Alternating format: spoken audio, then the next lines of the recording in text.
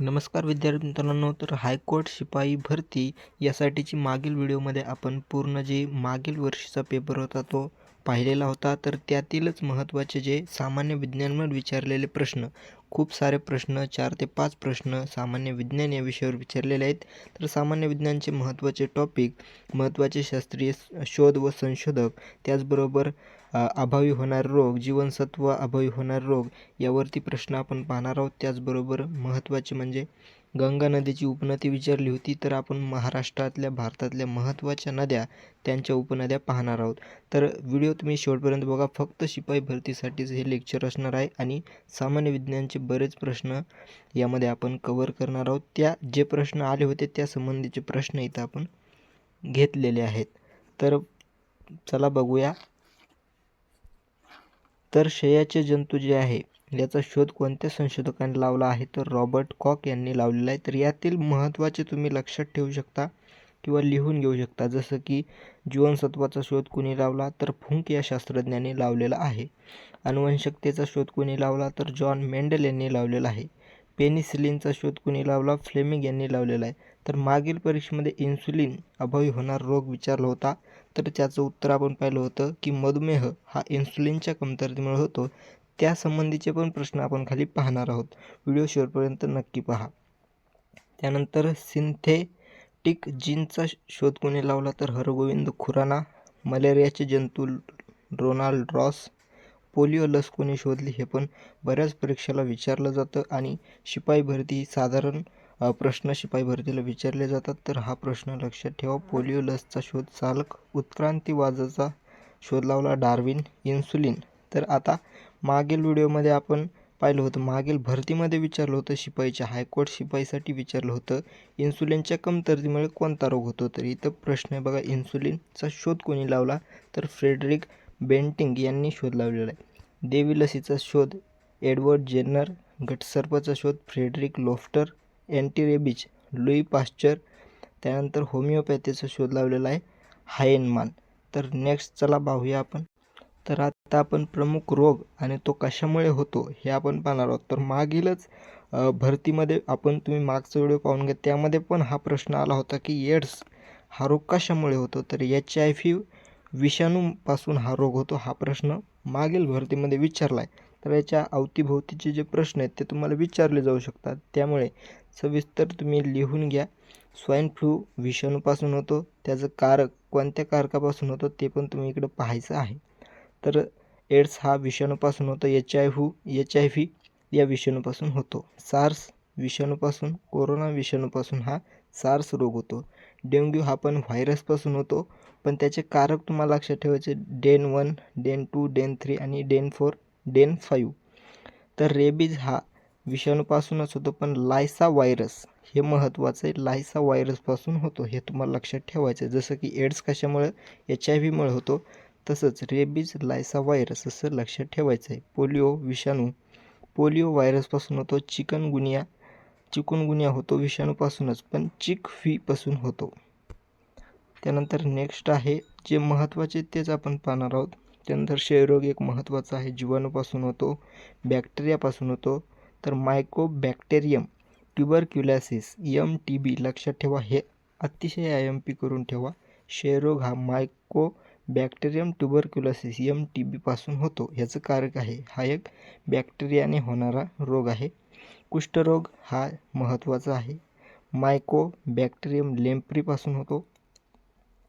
Typhoid जो की त्यालाच आपण विषमज्वर म्हणतो, जीवाणूपासून होतो. साल्मोनेला टायफी हा त्या कारक आहे, यापासून तो होतो. हे लक्षात ठेवा, हे विचारलं जात असतं. मलेरिया, हिवतापवर पण प्रश्न होता, कोणता खालीलपैकी कोणता जो आहे जो पाण्यामार्फत पसरत नाही? तर हिवताप हा पाण्यामार्फत पसरत नाही असं मागील भरतीमध्ये प्रश्न होता. मागील तुम्ही व्हिडिओ पाहून घ्या. हिवताप हा पाण्याद्वारे पसरत नाही, तर तो एक प्रोटोझोआमुळे, डासाच्या चावल्यामुळे होत असतो. हे समोरील तुम्ही कारक लक्षात ठेवायचं आहे.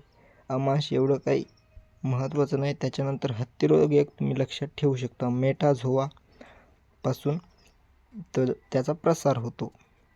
त्याच्यानंतर नेक्स्ट पाहूया आपण संसर्गजन्य रोग कोणते, असंसर्गजन्य रोग कोणते, विषाणूपासून, जीवाणूपासून, दूषित पाण्यापासून, हवेतून आणि कीटकामार्फत आणि कवकामार्फत होणारे कोणकोणते रोग आहेत ते तुम्हाला जे महत्त्वाचे तेच लक्षात ठेवायचे आहेत. जसे की संसर्गजन्य लक्षात ठेवायचे आहेत. संसर्गजन्य क्षय एक लक्षात ठेवा, गटसर्प, पोलिओ हे संसर्गजन्य रोग आहेत. असंसर्गजन्य रोग मधुमेह, कर्करोग हे असंसर्गजन्य आहेत. लक्षात ठेवा, IMP करून ठेवा. संसर्गजन्य, असंसर्गजन्य. व्हायरसपासून होणारे इथं लक्षात ठेवायचं आहे तुम्हाला, पोलिओ, कांजण्या, काला आजार, जापनीज इन्फ्लुएन्झा, देवी. त्यानंतर जीवाणूपासून, बॅक्टेरियापासून, कुष्ठरोग हा बॅक्टेरियापासून होतो, पटकी, कॉलरा हा पण बॅक्टेरियापासून होतो, न्यूमोनिया, क्षय, TB हा पण होतो, दूषित पाण्यापासून होणारे कॉलरा, विषमज्वर, अतिसार, कावीळ, जंत. हवेतून पसरणारे कोणकोणते तर रोग, सर्दी आहे, हवेतून पसरणारे इन्फ्लुएन्झा, घटसर्प, क्षय हा पण हवेतून पण पसरतो आणि दूषित पाण्यातून पण हा होत असतो. संसर्गजन्य पण आहे क्षयरोग. कीटकांमार्फत अतिसार, मांस, पटकी म्हणजेच कॉलरा, मलेरिया, हत्तीरोग, नारू, प्लेग हे काय मार्फत पसरतात तर कीटकामार्फत. त्यानंतर आहे कवकांपासून होणारे आजार, IMP आहे, गजकर्ण आणि चिकल्या हे कवकांपासून होणारे रोग आहे. त्याच्यानंतर महत्त्वाचं म्हणजे कोणता रोग कोणत्या भागात होतो हे पण विचारलं जातं. जसं की आता बघा, क्षयरोग जो आहे तो कशाला होतो तर हा फुफ्फुसला होत असतो. शरीराच्या कोणत्या भागात होतो, फुफ्फुसला होतो. त्यानंतर मधुमेह पांथरीला होतो, ग्लॅकोमिया डोळ्याला होतो. त्याच्यानंतर महत्त्वाचे तुम्ही इथं लक्षात ठेवू शकता, कावीळ एक महत्त्वाचा आहे जो की यकृत ग्रंथीला होतो. कावीळ हा रोग कोणत्या ग्रंथीला होतो, मागे पण प्रश्न यावर आलेला आहे, यकृत ग्रंथीला होतो. त्याच्यानंतर आणखी यामधील काही महत्त्वाचे तुम्ही लक्षात ठेवू शकता, अल्झायमर मेंदूला होतो.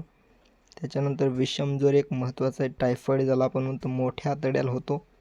गलगंड IMP करा, गलगंड आयोडीनच्या कमतरतेमुळे होणारा, थायरॉईड ग्रंथीला होणारा हा रोग आहे, थायरॉईड ग्रंथीला होतो. आयोडीनची कमतरता असेल, आयोडीनच्या अभावी होणारा रोग म्हणलं तर गलगंड हा आहे.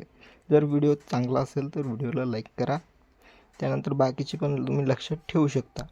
त्यानंतर बघा नेक्स्ट, आता कोणत्या मूलद्रव्याच्या अभावी कोणता रोग होतो तर हे पण बघून घेऊया. तर लोहाच्या कमतरतेमुळे पंडुरोग होतो, अभावी होणार रोग. कॅल्शियम व फॉस्फरसच्या कमतरतेमुळे मूळदूस, अस्थिमृदुता, मूळदूस हा ड जीवनसत्वाच्या कमतरतेमुळे देखील होतो. सोडियममुळे पाहून घ्या. त्यानंतर आयोडीन अत्यंत महत्त्वाचं आहे, गलगंड, ग्वायटर हा रोग होतो आयोडीनच्या कमतरतेमुळे. आता तुम्हाला सांगितलं आहे गलगंड. मॉलिब्डेनम तोंडाच्या व अन्ननलिकेचा कर्करोग आहे. तांब्यापासून बघा, तांब्याच्या ह्याच्यामुळे कमतरतेमुळे न्यूट्रोपेनिया, रक्तातील न्यूट्रोफिल पेशींची संख्या वाढते. त्यानंतर नेक्स्ट पाहून घेऊया. तर महत्त्वाच्या मुख्य ज्या नद्या आहेत आणि त्यांच्या उपनद्या आता आपण पाहून घेऊया. जसं की मागील भरतीमध्ये, मागील व्हिडिओमध्ये तुम्ही पाहिलं असेल, मागील PYQ जो प्रश्नपत्रिका आपण पाहिली त्यामध्ये गंगा नदीची उपनदी विचारली होती. त्याचबरोबर त्याच्या आणखी काही मुख्य उपनद्या आहेत, यमुना, गोमती, घागरा, गंडक, कोसी, सोन. त्यानंतर महत्त्वाचं म्हणजे आपल्या महाराष्ट्रातील सर्वात मोठी नदी आहे, 668 किलोमीटर इतकी लांबी असलेली, महाराष्ट्रातील 668 किलोमीटर लांबी असलेली गोदावरी नदी. या नदीच्या मुख्य उपनद्या वैनगंगा, पैनगंगा, वर्धा, मांजरा, प्रणिता आणि मुळा. त्यानंतरचा प्रश्न आहे, कृष्णा नदीच्या प्रमुख उपनद्या. ह्या ज्या आहेत ह्या महत्त्वाच्या नद्या आहेत, त्यामुळे या आधारे प्रश्न यासंबंधी बनू शकतो. जसं की गंगा नदीची उपनदी विचारली होती, तसं आपल्या महाराष्ट्रातील प्रमुख आणि मोठ्या नद्या यावर प्रश्न विचारला जाऊ शकतो. कारण शिपाई पदभरती ही 7वी पासून होत आहे, तर 10वी पर्यंतचा अभ्यासक्रम तुम्हाला विचारला जाऊ शकतो.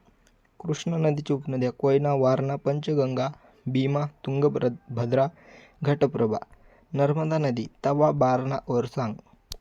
तापी नदी, नर्मदा आणि तापी नदी ह्या पश्चिम वाहिनी नद्या आहेत. लक्षात ठेवायचं, पश्चिम वाहिनी नद्या कोणत्या आहेत, नर्मदा, तापी. कृष्णा, भीमा आणि गोदावरी ह्या पूर्व वाहिनी नद्या आहेत, हे पण लक्षात ठेवा. नर्मदा नदी झालंय. तापी नदीच्या प्रमुख उपनद्या पूर्णा, गिरणा आणि पांझरा. सिंधू नदीच्या उपनद्या झेलम, चिनाब, रावी, बियास आणि सतलज. तर बघा, इथे आपला पूर्ण व्हिडिओ झालेला आहे. तर व्हिडिओ आवडला असेल आणखी सिरीज सुरू ठेवायची असेल तर व्हिडिओला लाईक नक्की करा, मित्रांना शेअर नक्की करा. फक्त शिपाईचे आपण परीक्षेसंबंधी मागील प्रश्नपत्रिकेला आधारून त्याच्या संबंधीचे प्रश्न घेणार आहोत. व्हिडिओला लाईक नक्की करा. धन्यवाद.